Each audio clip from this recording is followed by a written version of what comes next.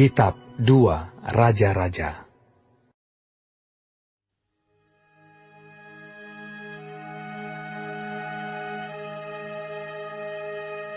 Segera sesudah Raja Hizkia mendengar itu, dikoyakannya lah pakaiannya, dan diselubunginya lah badannya dengan kain kabung. Lalu masuklah ia ke rumah Tuhan. Disuruhnyalah juga Eliakim, kepala istana, Sebna, panitera negara, dan yang tua-tua di antara para imam, dengan berselubungkan kain kabung kepada Nabi Yesaya bin Amos. Berkatalah mereka kepadanya, "Beginilah kata Hizkia, hari ini hari kesesakan, hari hukuman dan penistaan. Sebab sudah datang waktunya untuk melahirkan anak, tetapi tidak ada kekuatan untuk melahirkannya. Mungkin Tuhan Allahmu sudah mendengar segala perkataan juru minuman agung yang telah diutus oleh Raja Asyur tuannya untuk mencela Allah yang hidup. Sehingga Tuhan Allahmu mau memberi hukuman karena perkataan-perkataan yang telah didengarnya. Maka baiklah engkau menaikkan doa untuk sisa yang masih tinggal ini." Ketika pegawai-pegawai Raja Hizkia sampai kepada Yesaya, berkatalah Yesaya kepada mereka, "Beginilah kamu katakan kepada tuanmu. Beginilah firman Tuhan. Janganlah engkau takut terhadap perkataan yang kau dengar, yang telah diucapkan oleh budak-budak Raja Asyur untuk menghujat aku. Sesungguhnya aku akan menyuruh suatu roh masuk di dalamnya, sehingga ia mendengar suatu kabar dan pulang ke negerinya. Aku akan membuat dia mati rebah oleh pedang di negerinya sendiri." Ketika juru minuman agung pulang, didapatinyalah Raja Asyur berperang melawan Libna, sebab sudah didengarnya bahwa raja telah berangkat dari Lakis. Dalam pada itu, raja mendengar tentang Tirhaka, raja Etiopia, berita yang demikian, "Sesungguhnya ia telah keluar berperang melawan engkau." Maka disuruhnyalah kembali utusan-utusan kepada Hizkia dengan pesan, "Beginilah harus kamu katakan kepada Hizkia, Raja Yehuda. Janganlah Allahmu yang kau percaya itu memperdayakan engkau dengan menjanjikan Yerusalem tidak akan diserahkan ke tangan Raja Asyur.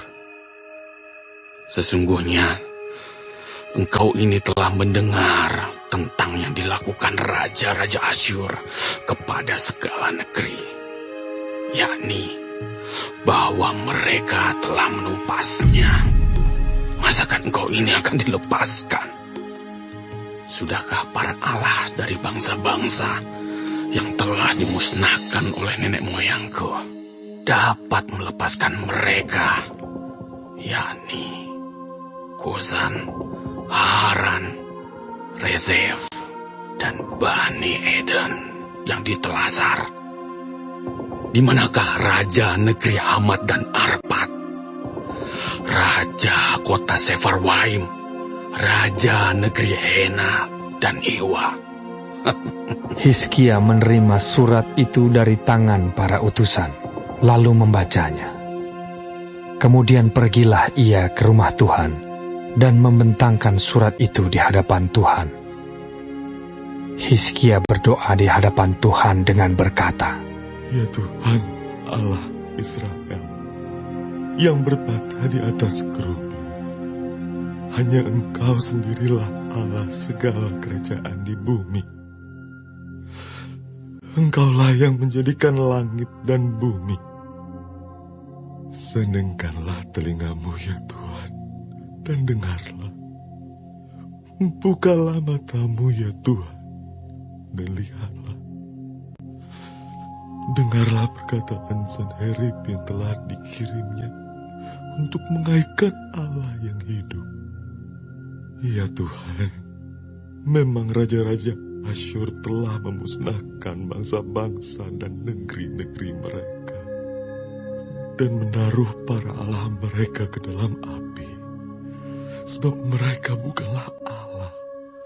Mereka hanya buatan tangan manusia, kayu dan batu, sebab itu dapat dibinasakan orang. Maka sekarang, ya Tuhan, Allah kami, selamatkanlah kiranya kami dari tangannya, supaya segala kerajaan di bumi mengetahui bahwa hanya Engkau sendirilah Allah, ya Tuhan. Lalu Yesaya bin Amos menyuruh orang kepada Hizkia mengatakan, Beginilah firman Tuhan, Allah Israel. Apa yang telah kau doakan kepadaku mengenai Sanherib, Raja Asyur, telah kudengar. Inilah firman yang telah diucapkan Tuhan mengenai dia. Anak Dara, yaitu Putri Sion, telah menghina engkau, telah mengolok-olokkan engkau. Dan Putri Yerusalem telah geleng-geleng kepala di belakangmu. Siapakah yang engkau cela dan engkau hujat? Terhadap siapakah engkau menyaringkan suaramu dan memandang dengan sombong? Terhadap Yang Maha Kudus, Allah Israel. Dengan perantaraan utusan-utusanmu, engkau telah mencela Tuhan, dan engkau telah berkata, dengan banyaknya keretaku aku naik ke tempat-tempat tinggi di pegunungan, ke tempat yang paling jauh di gunung Libanon. Aku telah menebang pohon-pohon arasnya yang tinggi besar, pohon-pohon sanobarnya yang terpilih. Aku telah masuk ke tempat permalaman yang paling ujung, ke hutan pohon-pohonannya yang lebat. Aku ini telah menggali air dan telah minum air asing, dan aku telah mengeringkan dengan telapak kakiku segala sungai di Mesir. Bukankah telah kau dengar bahwa aku telah menentukannya dari jauh hari dan telah merancangnya pada zaman purbakala? Sekarang aku mewujudkannya, bahwa engkau membuat sunyi senyap kota-kota yang berkubu menjadi timbunan batu, sedang penduduknya yang tak berdaya menjadi terkejut dan malu. Mereka menjadi seperti tumbuh-tumbuhan di padang dan seperti rumput hijau, seperti rumput di atas sotoh atau gandum yang layu sebelum ia masak. Aku tahu jika engkau bangun atau duduk, jika keluar atau masuk, atau jika engkau mengamuk terhadap aku. Oleh karena engkau telah mengamuk terhadap aku, dan kata-kata keangkuhanmu telah naik sampai ke telingaku, maka aku akan menaruh kelikirku pada hidungmu, dan kekangku pada bibirmu, dan aku akan memulangkan engkau melalui jalan dari mana engkau datang. Dan inilah yang akan menjadi tanda bagimu, hai Hizkia. Dalam tahun ini orang makan apa yang tumbuh sendiri, dan dalam tahun yang kedua apa yang tumbuh dari tanaman yang pertama. Tetapi dalam tahun yang ketiga menaburlah kamu, menuai, membuat kebun anggur dan memakan buahnya. Dan orang-orang yang terluput di antara kaum Yehuda, yaitu orang-orang yang masih tertinggal, akan berakar pula ke bawah dan menghasilkan buah ke atas. Sebab dari Yerusalem akan keluar orang-orang yang tertinggal, dan dari Gunung Sion orang-orang yang terluput. Kiat cemburu Tuhan semesta alam akan melakukan hal ini. Sebab itu beginilah firman Tuhan mengenai Raja Asyur. Ia tidak akan masuk ke kota ini dan tidak akan menembakkan panah ke sana. Juga ia tidak akan mendatanginya dengan perisai dan tidak akan menimbun tanah menjadi tembok untuk mengepungnya. Melalui jalan dari mana ia datang, ia akan pulang. Tetapi ke kota ini ia tidak akan masuk. Demikianlah firman Tuhan.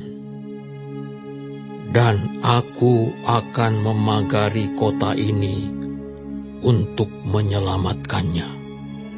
Oleh karena aku dan oleh karena Daud hambaku. Maka pada malam itu keluarlah malaikat Tuhan, lalu dibunuhnyalah 185.000 orang di dalam perkemahan Asyur. Keesokan harinya pagi-pagi tampaklah semuanya bangkai orang-orang mati belaka. Sebab itu berangkatlah Sanherib Raja Asyur dan pulang, lalu tinggallah ia di Niniwe.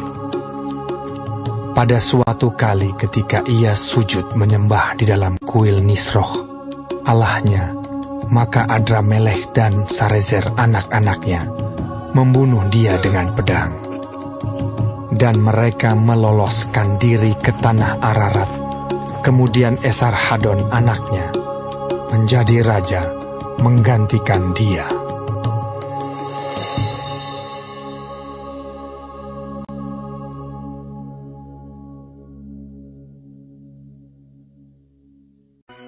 Kitab 2 Raja-Raja.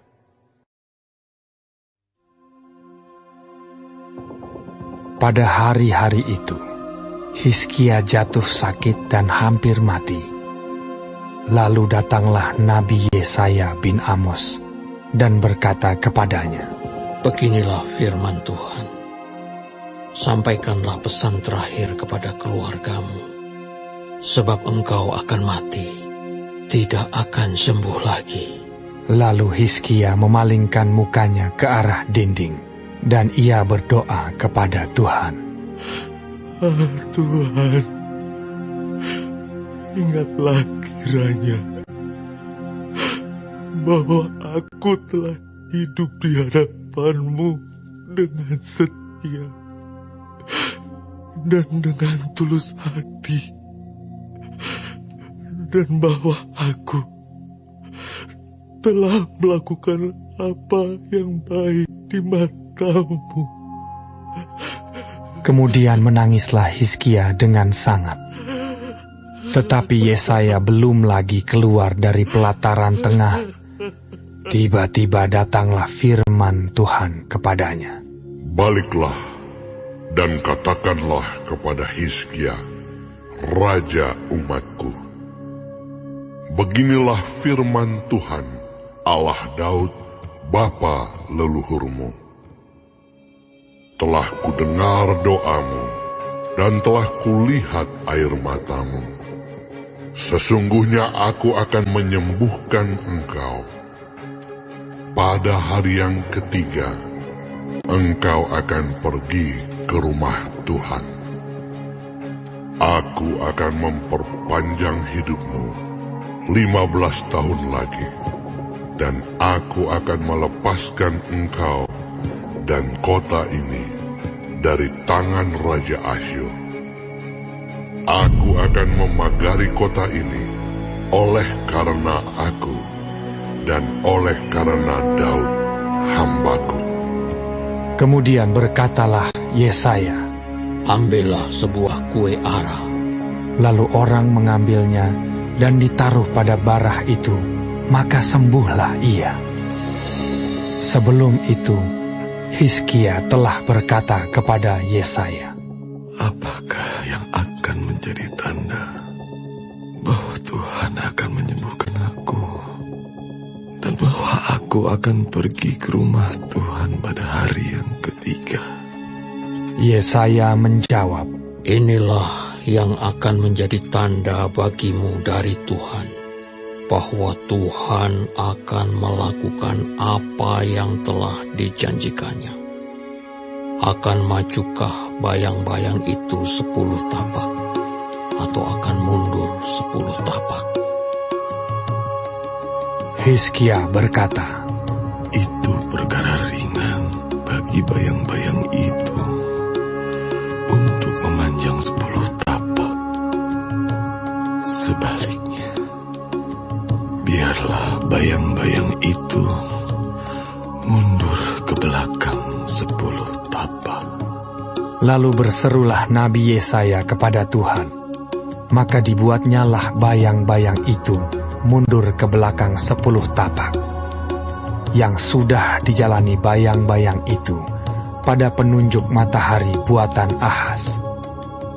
Pada waktu itu, Merodak Baladan bin Baladan, Raja Babel, menyuruh orang membawa surat dan pemberian kepada Hizkia, sebab telah didengarnya bahwa Hizkia sakit tadinya. Hizkia bersukacita atas kedatangan mereka, lalu diperlihatkannyalah kepada mereka segenap gedung harta bendanya, emas dan perak, rempah-rempah dan minyak yang berharga, gedung persenjataannya, dan segala yang terdapat dalam perbendaharaannya. Tidak ada barang yang tidak diperlihatkan Hizkia kepada mereka di istananya dan di seluruh daerah kekuasaannya. Kemudian datanglah Nabi Yesaya kepada Raja Hizkia dan bertanya kepadanya, apakah yang telah dikatakan orang-orang ini? Dan dari manakah mereka datang? Jawab Hizkia, Mereka datang dari negeri yang jauh, dari Babel. Lalu tanyanya lagi, apakah yang telah dilihat mereka di istanamu? jawab Hizkia, Semua yang ada di istanaku telah mereka lihat. Tidak ada barang yang tidak kuperlihatkan kepada mereka di perbendaharaanku. Lalu Yesaya berkata kepada Hizkia, dengarkanlah firman Tuhan. Sesungguhnya suatu masa akan datang, bahwa segala yang ada dalam istanamu dan yang disimpan oleh nenek moyangmu sampai hari ini akan diangkut ke Babel. Tidak ada barang yang akan ditinggalkan. Demikianlah firman Tuhan. Dan dari keturunanmu yang akan kau peroleh, akan diambil orang untuk menjadi sida-sida di istana Raja Babel. Hizkia menjawab kepada Yesaya, Sungguh baik firman Tuhan yang kau ucapkan itu. tetapi pikirnya, Asal ada damai dan keamanan seumur hidupku. selebihnya dari riwayat Hizkia, segala kepahlawanannya, dan bagaimana ia membuat kolam dan saluran air, dan mengalirkan air ke dalam kota. Bukankah semuanya itu tertulis dalam kitab sejarah Raja-Raja Yehuda? Kemudian Hizkia mendapat perhentian bersama-sama dengan nenek moyangnya. Maka Manasye, anaknya, menjadi raja menggantikan dia.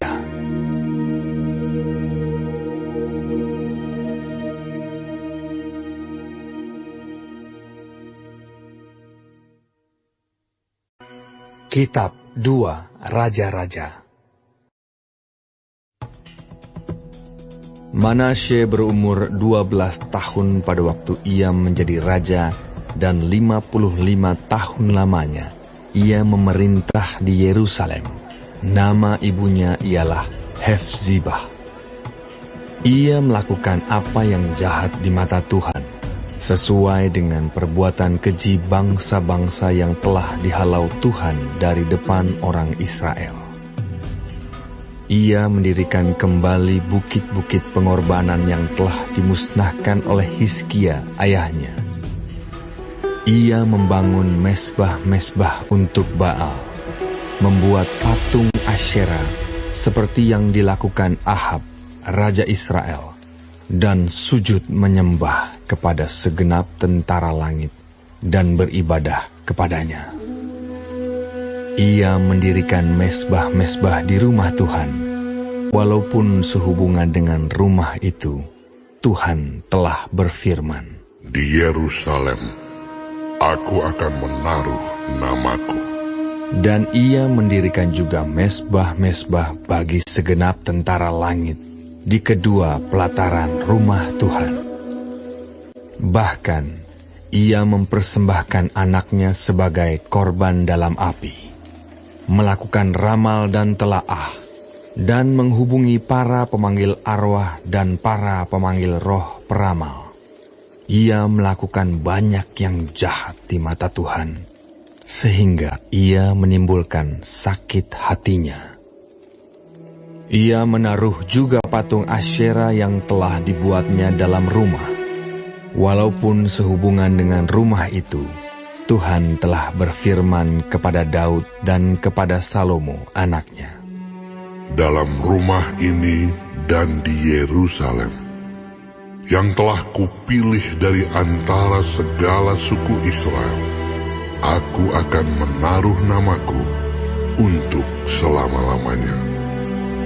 Aku tidak akan membiarkan bangsa Israel lagi dibawa keluar dari tanah yang telah kuberikan kepada nenek moyang mereka, asal saja mereka tetap berbuat tepat seperti yang telah kuperintahkan kepada mereka, dan tepat menurut hukum yang telah diperintahkan kepada mereka oleh hambaku Musa.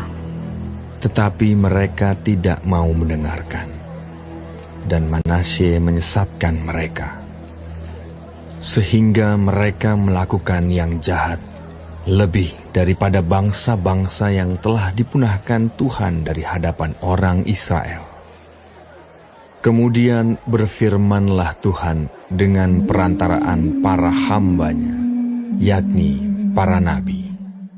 Oleh karena Manasye, Raja Yehuda, telah melakukan kekejian-kekejian ini, berbuat jahat lebih daripada segala yang telah dilakukan oleh orang Amori yang mendahului dia. Dan dengan berhala-berhalanya, ia telah mengakibatkan orang Yehuda berdosa pula. Sebab itu beginilah firman Tuhan Allah Israel. Sesungguhnya aku akan mendatangkan malapetaka atas Yerusalem dan Yehuda, sehingga setiap orang yang mendengarnya akan bising kedua telinganya. Dan aku akan merentangkan atas Yerusalem tali pengukur sama seperti atas Samaria, dan tali unting-unting sama seperti atas keluarga Ahab.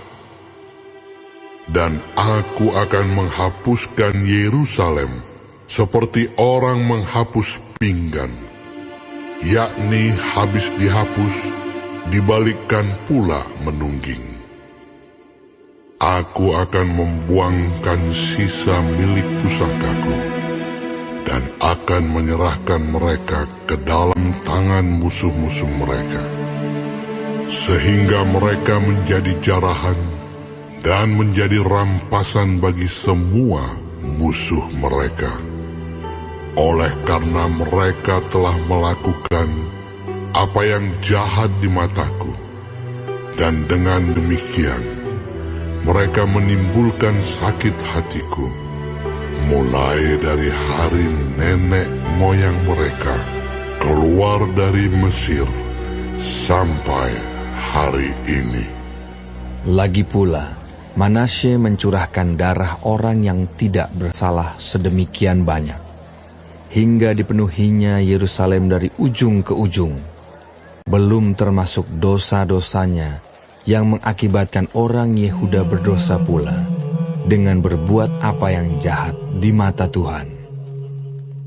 Selebihnya dari riwayat Manasye, segala yang dilakukannya dan dosa-dosa yang diperbuatnya, bukankah semuanya itu tertulis dalam kitab sejarah raja-raja Yehuda? Kemudian Manasye mendapat perhentian bersama-sama dengan nenek moyangnya, dan ia dikuburkan di taman istananya, di taman Uza. Maka Amon, anaknya, menjadi raja menggantikan dia. Amon berumur 22 tahun pada waktu ia menjadi raja, dan 2 tahun lamanya ia memerintah di Yerusalem. Nama ibunya ialah Mesulemet binti Harus dari Yotba. Ia melakukan apa yang jahat di mata Tuhan, seperti yang telah dilakukan Manasye ayahnya. Ia hidup sama seperti ayahnya dahulu, sambil beribadah kepada berhala-berhala yang disembah oleh ayahnya dan sujud menyembah kepada mereka. Ia meninggalkan Tuhan, Allah nenek moyangnya, dan tidak hidup menurut kehendak Tuhan. Dan pegawai-pegawai Amon mengadakan persepakatan melawan dia dan membunuh raja di istananya. Tetapi rakyat negeri itu membunuh semua orang yang mengadakan persepakatan melawan Raja Amon. Dan rakyat negeri itu mengangkat Yosia, anaknya, menjadi raja menggantikan dia. Selebihnya dari riwayat Amon, apa yang dilakukannya, bukankah semuanya itu tertulis dalam kitab sejarah raja-raja Yehuda? Kemudian ia dikuburkan dalam kuburnya di taman Uza. Maka Yosia anaknya menjadi raja menggantikan dia.